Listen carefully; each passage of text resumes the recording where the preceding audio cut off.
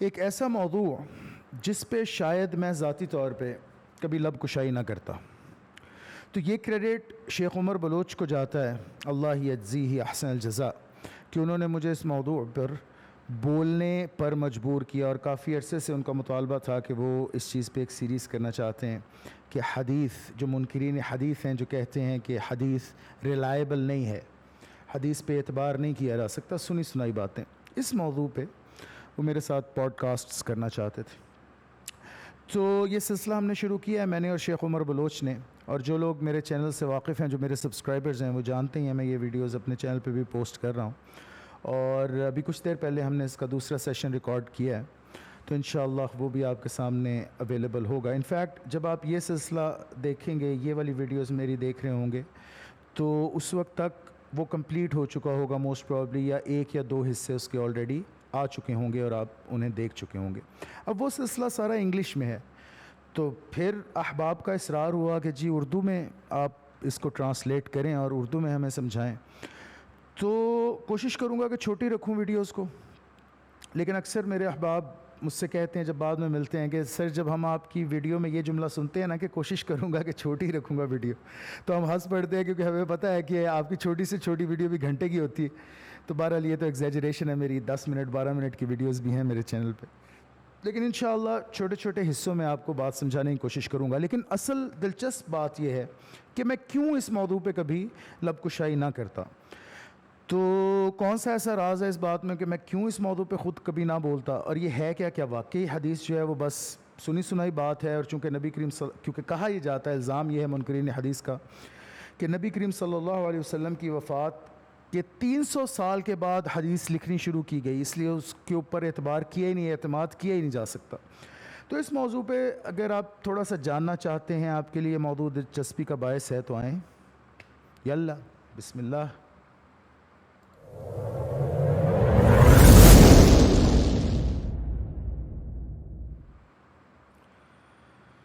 تو سب سے پہلی بات تو یہ ہے کہ میں کیوں اس موضوع پہ کبھی کلام نہ کرتا، کیونکہ میرے نزدیک جب کوئی مجھ سے آ کے یہ کہے کہ حدیث سنی سنائی بات ہے، بس اس لیے اس پہ اعتبار نہیں کیا جا سکتا، تو میں یہ جان جاتا ہوں، میں سمجھ جاتا ہوں کہ یہ شخص جو ہے یہ میرے لیول پہ نہیں ہے، ایٹ لیسٹ کم از کم میرے لیول پہ بھی نہیں ہے، اور میرا بھی کوئی بہت ہائی لیول نہیں ہے، مطلب میں کوئی بڑا عالم فاضل بندہ نہیں ہوں۔ میں نے ہمیشہ یہ کہا ہے، آپ لوگوں کے ساتھ شیئر کیا کہ میں ایک ادنا سا طالب علم ہوں ریلیجن کا، میں کوئی علامہ فہامہ، کوئی پروفیسر، کوئی اس طرح کا کوئی فن خوان تو ہوں نہیں۔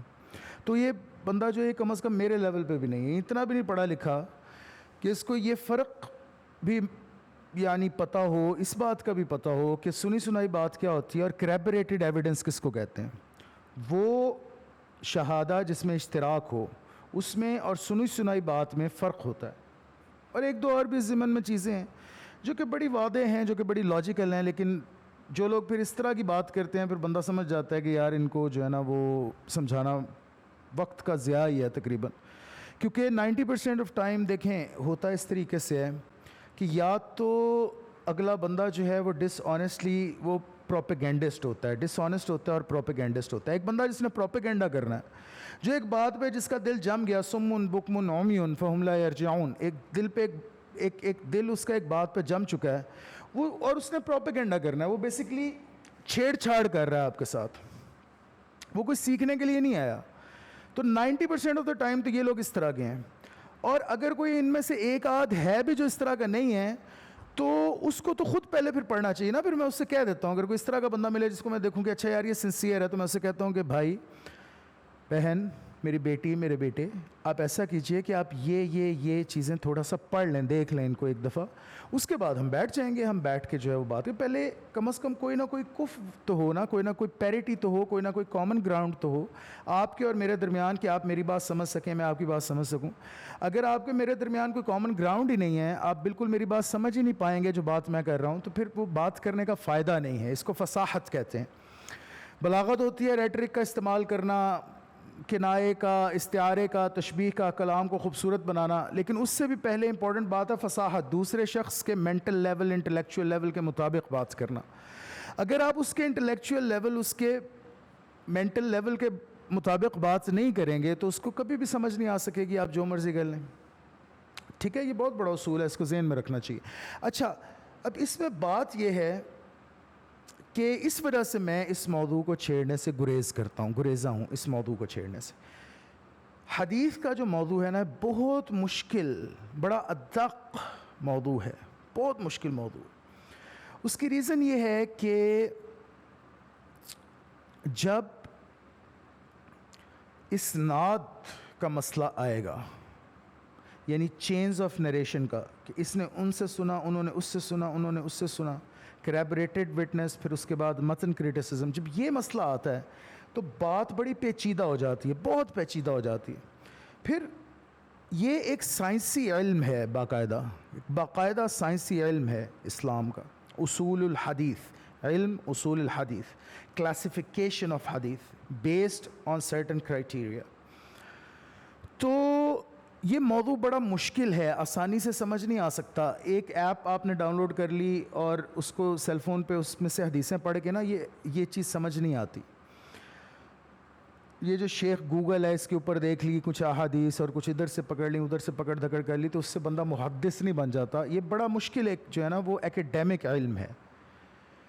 اور میں یہ نہیں کہہ رہا, ڈسکریج نہیں کر رہا کہ آپ حدیثیں پڑھنا چھوڑ دیں, نہیں, میں یہ بات کر رہا ہوں کہ جب آپ ایکیڈیمک لیول پہ اس علم کو ڈیل کرتے ہیں, جب آپ سمجھنا چاہتے ہیں اور پراپر اس کے اندر غوطہ زن ہونا چاہتے ہیں, اس کی گہرائی میں, تو پھر بڑا مشکل ہے, یہ بڑا مشکل ہے, ایک بڑا وقت طلب کام ہے.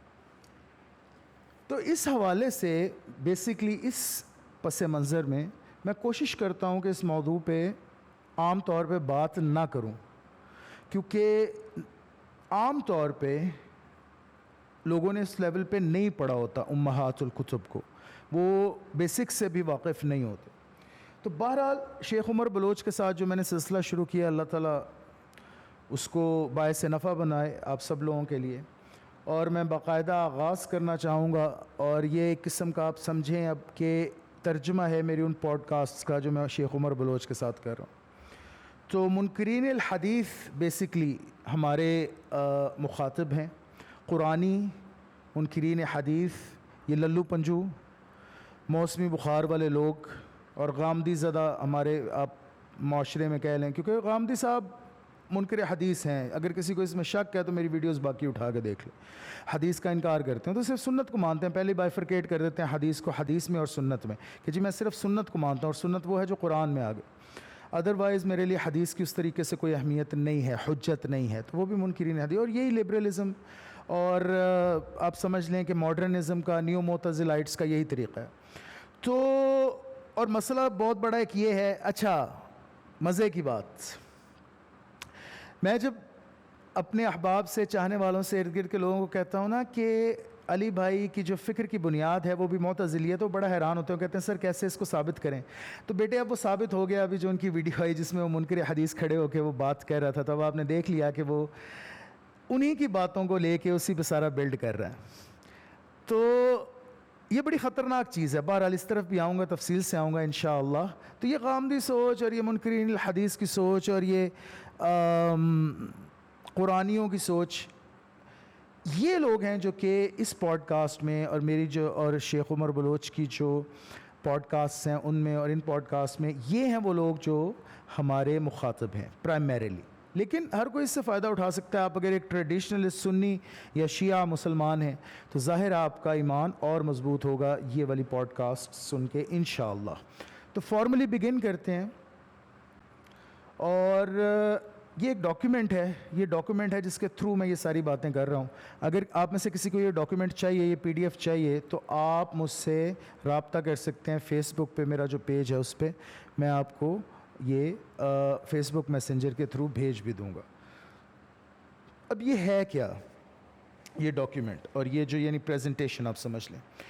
اس کا پہلا حصہ اس چیز سے متعلق ہے کہ ہماری ایپسٹیمولوجی کیا ہے اسلام کی. ایپسٹیمولوجی کیا ہوتا ہے؟ یہ جو لفظ جو استعمال کیا جاتا ہے, یہ تعلیم اور تعلم میں ایک بڑی بنیادی اہمیت پہلے اس چیز کی ہوتی ہے کہ آپ جس بھی علم کو شروع کر رہے ہیں, جس بھی چیز کے اندر آپ بات کرنا چاہ رہے ہیں, پہلے آپ کو یہ اسٹیبلش کرنا پڑے گا کہ آپ کے اس علم کی بنیاد کیا ہے, آپ وہ علم لے کہاں سے رہے ہیں. دیکھیں میں آپ کو بات سمجھاتا ہوں. مثال دے کے سمجھاتا ہوں، انشاءاللہ بات سمجھ آ جائے گی. سائنس فار ایگزامپل، اگر علم ہے سائنس کا، ہارڈ کور پیور سائنسز جو ہیں جیسے میتھ ہو گیا، فزکس، بایولوجی، کیمسٹری، یہ اپنا علم کیسے لیتے ہیں؟ آبزرویشن سے، دیکھ کے اور تجربہ کر کے. ٹھیک ہے، کلیکشن، سائنٹیفک میتھڈ کیا ہوتا ہے؟ ڈیٹا کلیکشن کا تھرو آبزرویشن. تو ان کے علم کا ماخذ کیا ہے؟ علم کی بنیاد کیا ہے؟ یہ علم کو لیتے کہاں سے ہیں؟ یہ طے کرنا پڑے گا پہلے. اس علم کو شروع کرنے سے پہلے، اس علم میں غوطہ زن ہونے سے پہلے یہ طے کرنا پڑے گا، اس علم کی بنیاد پہلے طے کرنی پڑے گی کہ یہ علم لینا کہاں سے ہے. فلسفے کے اندر تو ماں بعد طبیعاتی مباحث بھی ہوتے ہیں، اور فلسفی آبزرویشن پہ ہی صرف تو بات نہیں کرتا، اس کے تو ماخذ اور بھی ہیں. اس کے ماخذ کے اندر سب سے بڑا جو ماخذ ہے وہ کیا ہے؟ وہ ہے منطق، لاجک. ٹھیک ہے، ریلیجن پہ آپ آ جائیں. ریلیجن کا ماخذ کیا ہے؟ مذہب کا وحی، Allah's word، God's word. ہر ریلیجن میں یہ بات کامن ہے. تو اپسٹمولوجی کہتے ہیں ماخذ. آپ علم لیتے کہاں سے ہیں؟ آپ کا علم جو آپ جس پہ بیس کر رہے ہیں، وہ نیریٹو، وہ ساری بات، وہ پیراڈائم، وہ آ کہاں سے رہا ہے؟ وہ کہاں سے آپ اخذ کر رہے ہیں؟ تو اسلام کی جو ایپسٹیمولوجی ہے، اسلام ہم کہاں سے لیتے ہیں؟ اسلام ہم لیتے ہیں چار چیزوں سے. سب سے پہلے قرآن، پھر حدیث، پھر قیاس، اور پھر اجماع. قرآن اللہ کا ان ایڈلٹریٹڈ ورڈ، اللہ کا کلام جس میں کوئی تحریف نہیں ہوئی، بحمدہ تعالی ہم تک وربیٹم پہنچا. پھر حدیث جو صحیح متواتر احادیث ہیں، وہ بھی ہم تک بالکل صحیح تواتر سے نقل ہوئیں. قرآن خود تواتر سے نقل ہوا ہے. قرآن اور حدیث کے پیچھے بنیاد ایک ہی ہے، اور میں اس کے اوپر آؤں گا انشاءاللہ. اس کے بعد قیاس، یہ پرنسپل آف انالوجی ہے. قیاس کیا ہوتا ہے؟ کہ ایک اصول آپ کو مل گیا، ٹھیک ہے، آپ کو ٹیکسٹ کے اندر، قرآن کے نص کے اندر ایک اصول مل گیا. اب اس اصول کو جب وہ مل گیا آپ کو، تو اس کے اوپر آپ باقی چیزوں کو بھی قیاس کر سکتے ہیں، جن چیزوں کا ذکر قرآن میں. اب میں آپ کو ایک مثال دیتا ہوں. میتھ، ویٹ، LSD، یہ جو آج کل کے نشے ہیں، ہم کہتے ہیں نا آج کل یار ہماری یوتھ بڑی جو ہے وہ نشے میں پڑ گئی ہے، پتہ نہیں کس کس قسم کا نشہ ایجاد ہو گیا. تو یہ نشے کیا نبی کریم صلی اللہ علیہ وسلم کے زمانے میں تھے؟ ان کے زمانے میں LSD ہوتی تھی، ایسڈ ہوتا تھا، میتھامفیٹامینز ہوتے تھے؟ نہیں ہوتے تھے نا یار، او بھائی نہیں ہوتے تھے. تو پھر اب کیا کریں جی؟ اب ہاتھ پہ ہاتھ رکھ کے بیٹھ جائیں یا کیا کریں؟ درختوں سے الٹا لٹک جائیں؟ اب کیا کریں؟ اب مطلب تھوڑا سا برداشت کیجئے گا. میں جب اس موضوع پہ جب بھی بات کرتا ہوں نا، تو تھوڑا سا پھر میرا موکنگ انداز ہوتا ہے، کیونکہ بڑے بیوقوف لوگ ہیں جو یہ باتیں نہیں سمجھ پاتے. وہ بیوقوف اس لیے ہیں کہ انہیں پڑھا نہیں، کوئی ان کی تعلیمی بیک گراؤنڈ ہی نہیں ہے، انہیں کچھ پتہ ہی نہیں ہے. تو پھر کیا کرے یار بندہ؟ تو ٹھیک ہے، انشاءاللہ تعالیٰ یہ تھوڑا سا ٹائم سپینڈ کر رہے ہیں، ہو سکتا ہے وہ ایجوکیٹ ہو جائیں. اللہ تعالیٰ اس کو باعث نفع بنائے سب کے لیے. بات یہ ہے میرے بھائی، میری بہن، میری بیٹی، میری ماں، میرے بزرگ، میرے بچے، کہ قرآن میں ہر چیز اپنے نام کے ساتھ فردن تو ذکر نہیں ہوئی نا. اسی طرح سے حدیث میں بھی ایسے ہی ہے. اگر فردن ایک ایک نام سے قیامت تک کی تمام چیزیں اللہ تعالیٰ ذکر کرتا، تو پہلی تو بات یہ ہے کہ وہ کتاب ہی کسی کو سمجھ نہ آتی. ظاہر ہے جس دور میں نازل ہوئی اس دور کے لیے بھی تو ہے نا، اس دور کے لیے ہی نہیں ہے تمام ادوار کے لیے، لیکن اس دور کے لیے بھی تو تھی نا. سمجھیں میری بات کو تھوڑا سا. بہت سے لوگ یہ غلطی کرتے ہیں کہ جی قرآن تو تا قیامت ہے، تا قیامت. تو پھر قرآن میں جو اللہ بات کر رہا ہے وہ تو اس انداز میں ہی ہوگی کہ قیامت تک کے لوگ سمجھ سکیں. درست، بالکل صحیح ہے، اس میں تو کوئی اختلاف نہیں ہے. لیکن یہ بات بھول جاتے ہیں یہ بات کرنے والے کہ اگر قیامت تک کے لیے ہے تو اس وقت کے لیے بھی تو تھا نا. سمجھے آپ میری بات؟ تو اس وقت کے لوگوں کو بھی تو سمجھانا تھا نا. کیا صحابہ اکرام کو نہیں سمجھانا تھا؟ یعنی ابو بکر، عمر، عثمان اور علی نہ سمجھ سکتے رضی اللہ عنہم اجمعین؟ وہ نہ سمجھ سکتے، ہم سمجھ جاتے. کیا یہ کہنا چاہ رہے ہیں آپ؟ ان کو بھی تو سمجھانا تھا نا. تو ان کے وقت کے مطابق بھی تو کچھ ذرا اس کو فریم کرنا تھا. یہی تو اعجاز ہے قرآن کا، یہی تو میریکل ہے. تو اگر اللہ اس وقت سے لے کے آج تک کی ساری چیزوں کا ذکر کرتا, ڈائنوسورس کا بھی ذکر کر دیتا بیچ میں, جی آئس ایج کا بھی ذکر فرما دے جی اللہ تعالیٰ, کہ آئس ایج ایک مووی ہے جو ریلیز ہو رہی تھی. ہاں کیا ہے یار, مطلب اس لیے دیکھا یہ وجہ ہے کہ میں اس موضوع پہ نارملی بات نہیں کرتا, یہ وجہ ہے. اب آپ کو میری فرسٹریشن آہستہ آہستہ سمجھ آئے گی ہیں جی, کہ اللہ تعالیٰ جو ہے وہ قرآن میں ڈائنوسورس کا اس نے کیوں ذکر نہیں کیا جی. ہاں جان وک مووی آنی تھی کانو ریوز کی, اللہ تعالیٰ نے قرآن میں ذکر ہی نہیں کیا. کرونا آنا تھا جی, کرونا کا ذکر کہاں ہے قرآن میں, تو کرونا کا لفظ ہی کوئی نہیں. اللہ کو نہیں پتا تھا کرونا آنا ہے 2019 میں؟ ہاں پتا تھا نا. او بھائی اللہ کی تخلیق یہ ہے نا, مخلوق وہ جرثومہ جو ہے جو ہمارے اندر جاتا ہے تو کرونا ہو جاتا ہے, تو وہ کس نے بنایا ہے؟ میں نے. ہاں کیا آپ نے رات کو جب آپ بیٹھے ہوئے تھے اپنے پی سی پہ ونڈوز 11 پہ, تو ساتھ ساتھ آپ یوٹیوب دیکھ رہے تھے, ساتھ ساتھ آپ کرونا بنا رہے تھے؟ تو یار خدا دا خوف کرو یار. تو ہر چیز کا ذکر تو نہیں ہے نا, نہ ہی ہو سکتا ہے, پاسبل ہی نہیں ہے. پھر کتنے والیومز ہوتے ہیں. وہ قارون کا ہم سنتے ہیں کہ جو اس کے خزانوں کی چابیاں صرف کئی 100 اونٹوں پہ لدی ہوتی تھی. تو یہ بھی وہی والا معاملہ ہو جانا تھا اگر اللہ یہ کر بھی دیتا کہ کئی ہزار, 100 بھی نہیں, 1000 اونٹوں کے اوپر جناب قرآن شریف آ رہا ہے, تشریف لا رہا ہے. اللہ تعالیٰ مجھے معاف کرے اگر اس میں کوئی موکنگ کا پہلو نکل رہا ہے. میں موک ان لوگوں کر رہا ہوں جو ایسی بات کر رہے ہیں. کیا ہے یار, کیا عجیب احمقانہ قسم کی گفتگو ہے, اور ٹائم, مطلب کہ میں تو سمجھتا ہوں ٹائم کا ضیاع ہے اس طرح کی بحث میں پڑھنا. I have better things to do الحمدللہ. تو اس وجہ سے میں اس موضوع کی طرف نہیں آنا چاہتا تھا. لیکن بہرحال چلیں, شیخ صاحب کی بات بہت بہتر ہے کہ ہم نے ایجوکیٹ کرنا ہے, اللہ تعالیٰ اس کو نفع کا باعث بنائے. تو دیکھیں میری بات سمجھیں, چونکہ قرآن میں اور حدیث میں ہر چیز فردن تو ڈسکس نہیں ہوئی نا, ہر چیز کا نام نہیں لیا گیا. وہ تو اصول ہیں, پرنسپلز ہیں. کیا اصل ہے؟ اصل کیا ہے؟ الاصل فی الاشیاء اباحہ, کہ اصل کیا ہے, اوریجنلی کیا ہے, کہ چیزیں جائز ہیں. جس چیز کا نام آ گیا قرآن میں کہ یہ ناجائز ہے وہ ناجائز ہے. جس چیز کا نام آ گیا حدیث میں نبی کریم صلی اللہ علیہ وسلم نے منع کر دیا کہ یار یہ نہ کرو, وہ حرام. لیکن ہر حرام چیز کو ایک ایک نام کے ساتھ, لسٹس کے ساتھ بھی وہ نہیں درج کیا گیا. ٹھیک ہے, اصول دے دیے گئے. فار ایگزامپل, انما الخمر والمیسر رجس من عمل الشیطان فاجتنبوه, او کما قال اللہ عز وجل. میں حافظ نہیں ہوں اس لیے کوئی غلطی ہوگی ہو تو اللہ تعالیٰ مجھے معاف کرے, کہ بھئی خمر اور میسر, یہ جوا اور شراب, یہ کیا ہے؟ رجس من عمل الشیطان, بڑے ہی ناپاک چیزیں ہیں, بہت ہی ناپاک اور شیطانی کام ہے. بچ ختم, اینڈ آف سٹوری, ختم, نہیں کر سکتے, حرام ہو گیا. یہاں سے اصول کیا نکلا کہ ہر وہ چیز جس میں تکے بازی ہو, گیمبلنگ, جوا, اور ہر وہ چیز جس میں نشہ ہو, یہ دونوں حرام ہوں گے. اب یہ اصول دے دیا اللہ نے, فردن ذکر نہیں کیا. اب اللہ کو نہیں پتا تھا کہ فوریکس ٹریڈنگ آنی ہے. ہاں اللہ کو نہیں پتا تھا کہ آج کے زمانے میں آپ اور میں نے بیٹھ کے ایک ایپ انسٹال کرنی ہے, اس میں سونا بھی ہے, چاندی بھی ہے, زیورات بھی ہیں, پیٹرول بھی ہے, ڈیزل بھی ہے. ایک ٹیپ میں کروں گا اور ڈیزل اتنا خرید لیا جی, 2 دن بعد سیل کر دیں گے جی, اتنا منافع ہو جائے گا. اللہ کو نہیں پتا تھی یہ بات کہ یہ ہونا ایسے. ذکر تو نہیں ہے فوریکس ٹریڈنگ کا, مجھے لفظ دکھا دیں قرآن میں.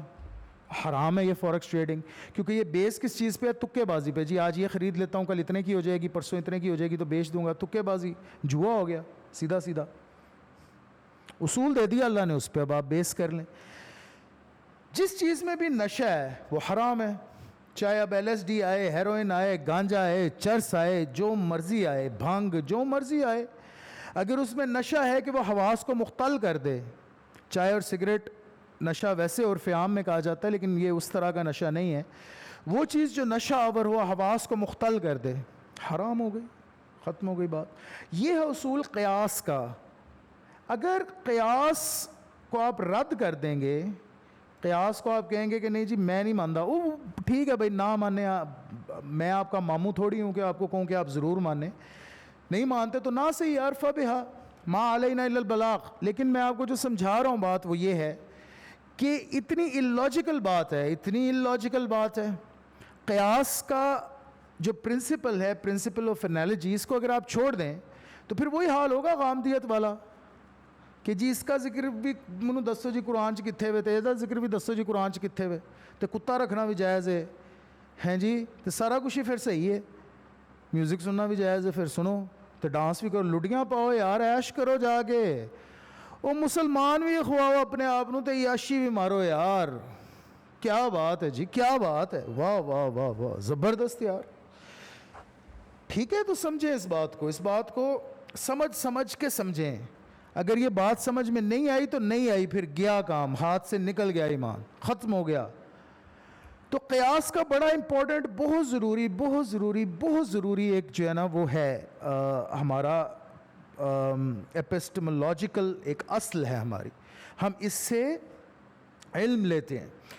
اس کے بعد آخری جو ہے اتھارٹیز ہائرارکی میں جس سورس کی، جس اصل کی، وہ ہے اجماع.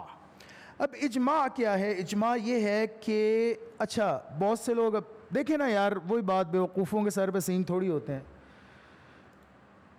لوگ یہ سمجھتے ہیں جی اجماع کا کانسیپٹ جی بس سنیوں نے نکالا ہے، جی بس ہمارے علماء نے دھوکہ دینے کے. بھائی اجماع کا کانسیپٹ ہر علم کی برانچ میں ہوتا ہے، ہر اسکالر اس بات کو جانتا ہے کہ کنسنسس آف اسکالرز ایک چیز ہوتی ہے.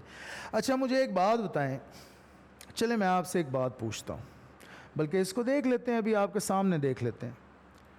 یہ بڑی مزیدار چیز ہے، آپ یقین کریں، اور بڑی امپورٹنٹ چیز ہے جو میں آپ کو دکھانے لگا ہوں. یہ آپ کو شاید اس چیز کا علم نہ ہو. بگ بینگ جو تھیری ہے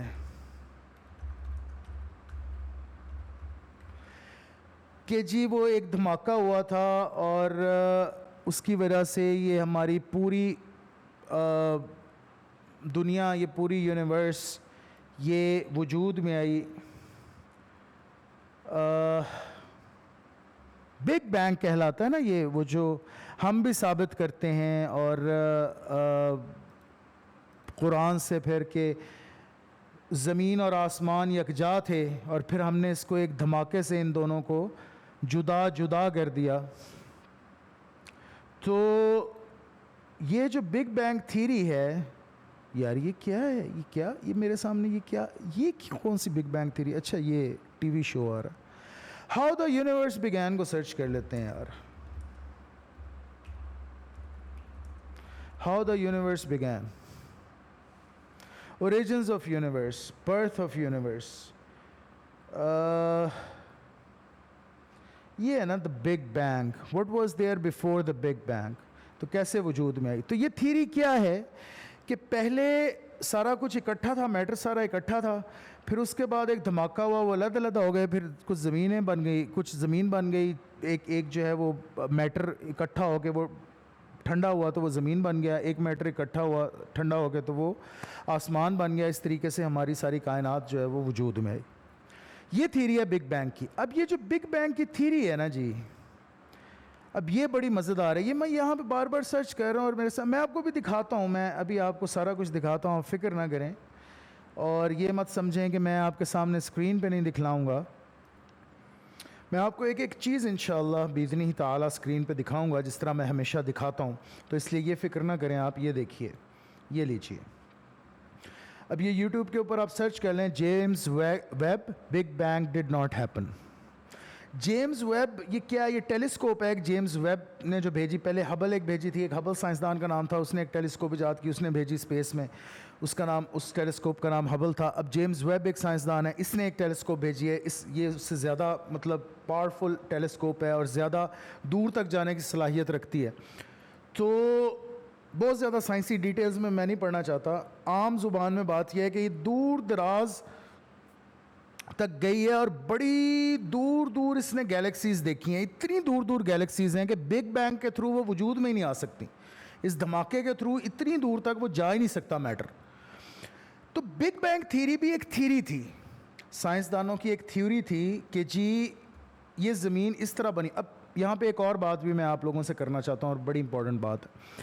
قرآن سائنس کی کتاب نہیں ہے، سائنس کی کتاب ہے. میں بڑی شروع سے یہ کہہ رہا ہوں، اور بہت سے لوگ مجھ سے مخاصمت بھی رکھتے ہیں اس بات پہ، مجھ سے لڑائی جھگڑا بھی کرتے ہیں اس بات پہ، کوئی بات نہیں، ان کا حق ہے، وہ یہ کہ قرآن سے ہر نئی تھیوری کو ثابت کرنے کی کوشش نہ کریں۔ مورس بکائی جو ہے نا وہ ہمارے لیے ایک شرمندگی کا باعث ہے ایک چیز، وہ آپ جب نکلتے ہیں باہر لوگوں سے بات کرتے ہیں، وہ تو فنڈڈ تھا، سعودی عرب نے اس کو فنڈ کیا، اس نے وہ کتاب لکھ دی اسلام اور سائنس، وہ کوئی سائنسدان تھوڑی تھا، وہ ڈاکٹر تھا سمپل MBBS، اس کو کوٹ کرتے ہیں نا جب ہم باہر کی یونیورسٹیز میں تو لوگ ہنستے ہیں ہم پہ۔ قرآن سائنس کی کتاب تھوڑی ہے، تو سائنس کی کتاب ہے، اس میں نشانیاں ہیں، بار بار اللہ کہتا ہے نشانیاں ہیں، نشانیاں ہیں، نشانیاں ہیں عبرت کے لیے، تاکہ تمہیں عبرت پکڑو۔ ہاں اس کی کوئی بات اسٹیبلشڈ رول سے، اسٹیبلشڈ سائنس سے خلاف نہیں جا سکتی، اس کی ریزن ہے کہ یہ اللہ کا کلام ہے، تو وہ تو ہو ہی نہیں سکتا، اللہ نے اس دنیا کو تخلیق کیا ہے، تو خود جو خالق ہے وہ اس کو تو پتہ ہے کہ دنیا کیا ہے اس میں کیا نہیں ہے، اس میں کوئی بات اسٹیبلشڈ سائنس سے متضاد نہیں ہے قرآن میں، لیکن یہ سائنس کی کتاب نہیں ہے۔ ہم لوگ کیا کرتے ہیں، ہم جو بھی نئی تھیوری آتی ہے نا اس کو منطبق کرنے کی کوشش کرتے ہیں، اس کو قرآن میں سے دکھانے کی کوشش کرتے ہیں۔ یہ بڑی احمقانہ سی بات ہے، بگ بینگ کی تھیوری آئی تو سارے جناب اس طرف چل پڑے کہ یہ دیکھیں قرآن نے کہا ہے کہ زمین اور آسمان اکٹھے تھے، پھر ایک دھماکے سے علیحدہ کر دیا تو یہ بگ بینگ ہے۔ اب بگ بینگ تھیوری، اب سر پکڑ کے بیٹھے ہیں آپ، اب بگ بینگ تھیوری کا پتہ چل رہا ہے کہ غلط تھی، لیکن میں جو بات کر رہا تھا جس وجہ سے میں نے یہ آپ کو دکھلایا وہ یہ ہے، وہ بات کیا تھی، وہ کس وجہ سے میں نے آپ کو دکھلایا کہ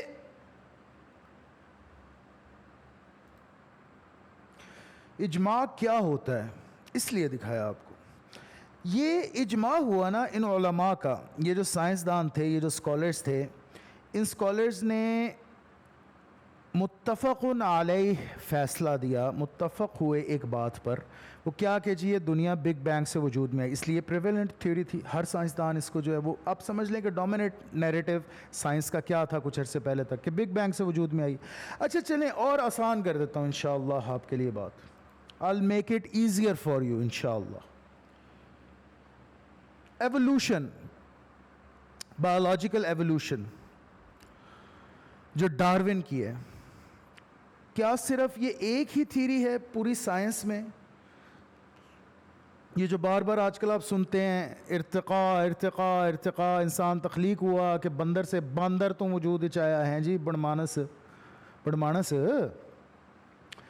دا ریڈ باٹمڈ لنگور، ارتقاء، تخلیق یا ارتقاء، یہ آپ سنتے ہیں نا، ہر کوئی ہم میں سے جانتا ہے۔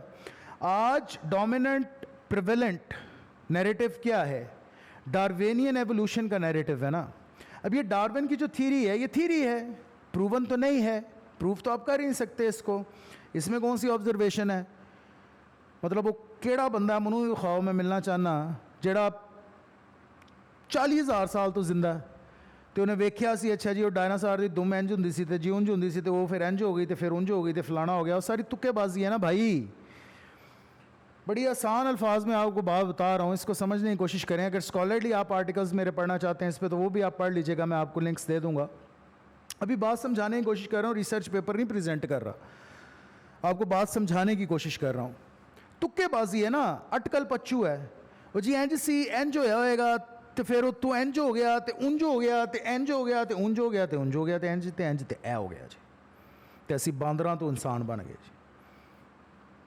یہی ہے نا او بھائی، ڈاروینین تھیوری آف ایوولوشن یہی ہے نا، اور کیا ہے؟ اپنے کرکس میں، اپنی اصل میں یہی ہے نا، اٹکل پچو ہیں، تکے بازی ہیں کہ جی وہ ایسے تھا، فوسل تو ایسے تھا، تو ایسے تھا، تو وہ چونچ لمبی تھی تو وہ چھوٹی ہوتی گئی تو وہ ایسے ہو گیا، تو وہ اچھا کیا یہ ایک ہی تھیوری ہے پوری سائنس کی دنیا میں؟ یار اتنی بایولوجیکل تھیوریز ہیں ایوولوشن کی، اتنی بایولوجیکل تھیوریز ہیں۔ اب میں آپ کو یہ بھی دکھا دیتا ہوں، آپ کو دکھا دیتا ہوں۔ یہ ملاحظہ فرمائیں، یہاں پہ میں نے سرچ کی اسٹرنگ یوز کی ہے، تھیوریز آف بایولوجیکل ایوولوشن، تو یہ کیا آ گیا؟ 4 main theories of evolution. What are the 5 theories of evolution? Evolution is such, common descent, gradualism, multiplication of species and natural selection. یہ نیچرل سلیکشن والی ڈاروینین ایوولوشن کی تھیوری ہے نا۔ کتنی تھیوریز ہیں یہاں پہ آ رہی؟ 5، یہاں پہ کتنی؟ 4، اچھا جی 4 3 5۔ او بھائی میرے، یار عجب احمقانہ مطلب کہ لوگ ہیں کہ ایک لفظ سن لیتے ہیں, کتاب پڑھ لیتے ہیں, گوگل کے اوپر ایک اسٹرنگ سرچ کر لیتے ہیں اور پتہ ہی نہیں کہ یار یہ مسئلہ کیا ہے.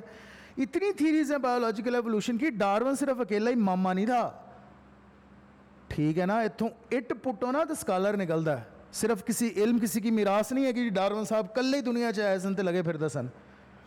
سمجھ رہے ہیں میری بات آپ؟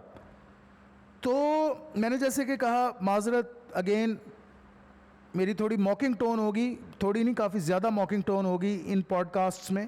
تو if you are offended easily by this type of conversation تو پلیز آپ چھوڑ دیں, یہ ویڈیو مت دیکھیں. اگر آپ غصے میں آ جائیں گے میری یہ ویڈیو دیکھ کے اور کہیں گے کہ جی یہ کیسی لینگویج استاد جی استعمال کر رہے ہیں, تو پھر آپ نہ دیکھیں, چھوڑ دیں یہ ویڈیوز. لیکن چونکہ یہ میرے لیے بڑی ایک فرسٹریشن والا موضوع ہے, اور بالکل جو نکمے لوگ ہیں نا, جو بالکل ان پڑھ جاہل لوگ ہیں, وہ اس طرح کی باتیں کرتے ہیں. اس لیے میں ان باتوں میں ٹائم نارملی ضائع نہیں کرتا, اور آج ضائع کر رہا ہوں تو موکنگ ٹون ہوگی تھوڑی سی میری.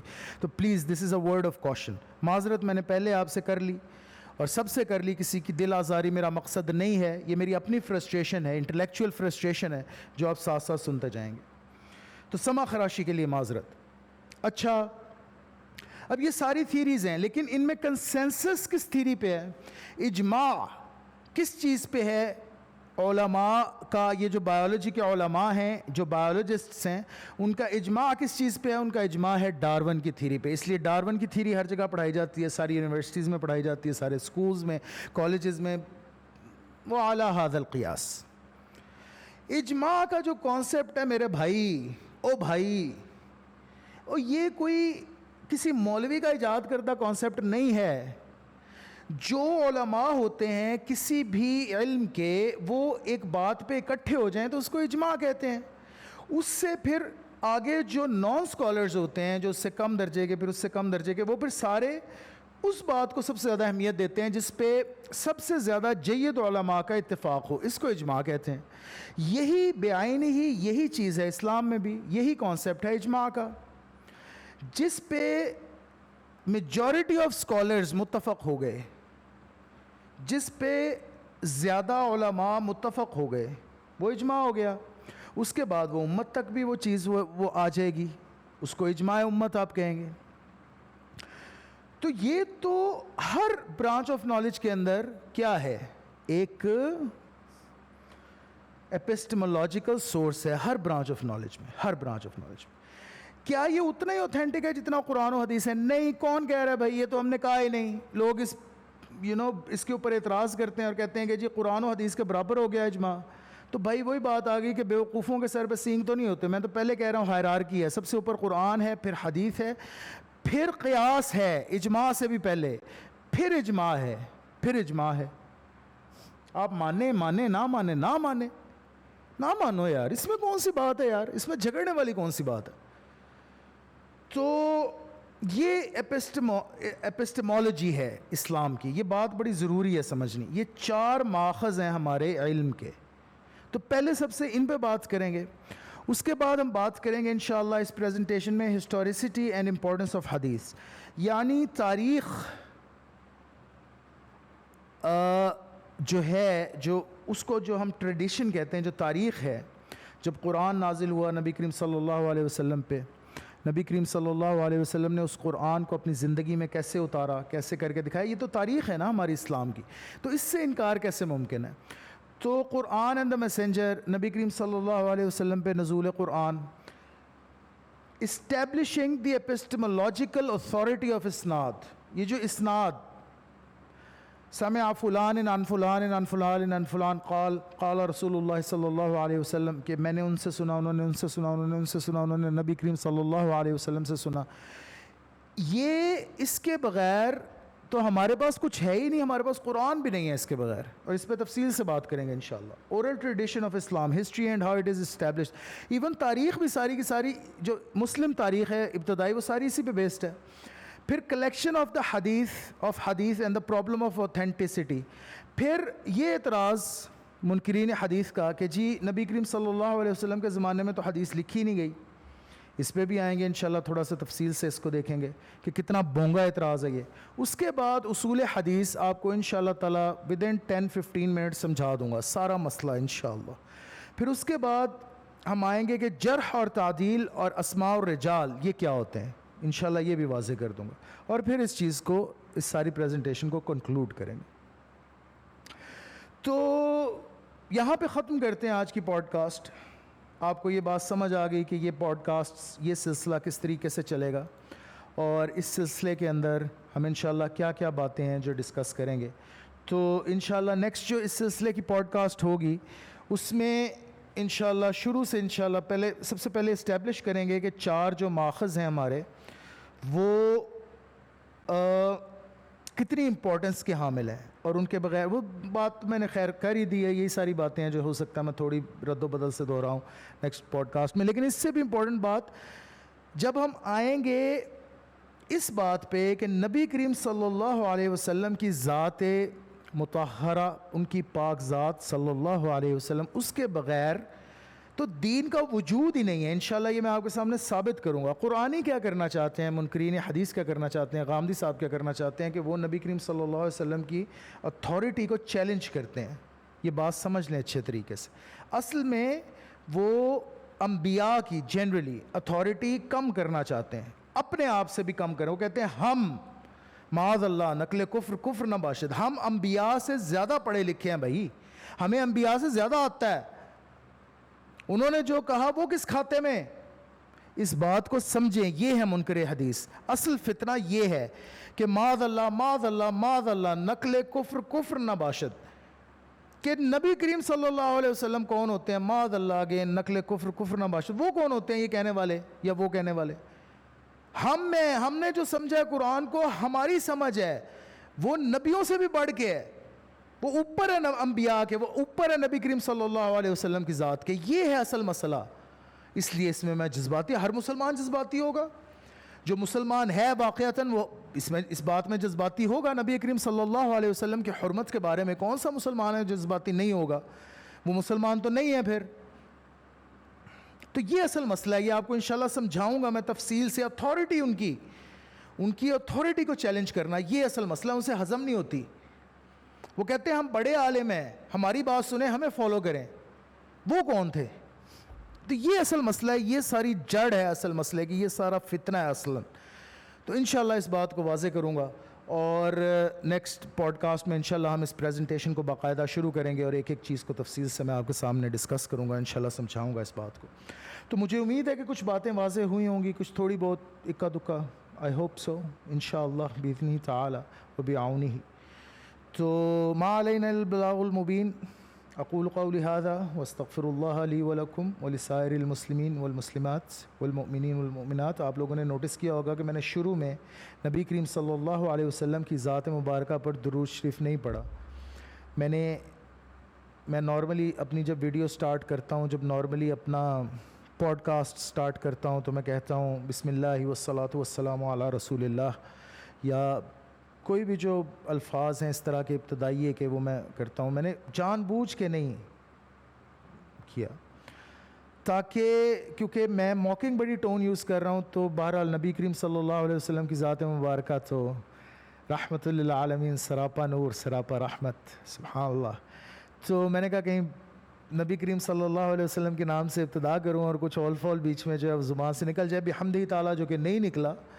لیکن کی کہتے ہیں بندے تک کوئی پتہ لگتا ہے، تو غصے میں کچھ بھی کہہ جاتا ہے انسان، غصے میں جذبات میں. تو اس وجہ سے میں نے احتیاط برتی. تو نبی کریم صلی اللہ علیہ وسلم کی ذات مبارکہ پہ کروڑوں درود، کروڑوں سلام. ما ہوا اہلہ، اس طرح کا سلام اور صلوات جس کے وہ اہل ہیں انشاءاللہ. تو انشاءاللہ نیکسٹ پوڈ کاسٹ میں، نیکسٹ جو اس کی ایپیسوڈ ہوگی اس پوڈ کاسٹ کی، اس میں اس چیز کو ذکر کریں گے اور تفصیل سے دیکھیں گے انشاءاللہ. اور جن لوگوں کو بھی اس چیز میں کنفیوژن ہے، ایک دفعہ دیکھ لیں ان پوڈ کاسٹ کو، انشاءاللہ شافن کافن ہوگی. اس کے بعد آپ کو انشاءاللہ میرے رب سونے نے چاہا تو اس کے بعد آپ کو کنفیوژن اس مسئلے میں نہیں ہوگی. اپنا خیال رکھیے گا، اپنی فیملی ممبرس کا، اور اپنے ارد گرد کے لوگوں کا، اور اہل محلہ کا، اہل شہر کا، اہل ملک کا، اہل دنیا کا. سب کا خیال رکھیں یار. سب دا پلا، سب دی خیر. السلام علیکم ورحمۃ اللہ وبرکاتہ.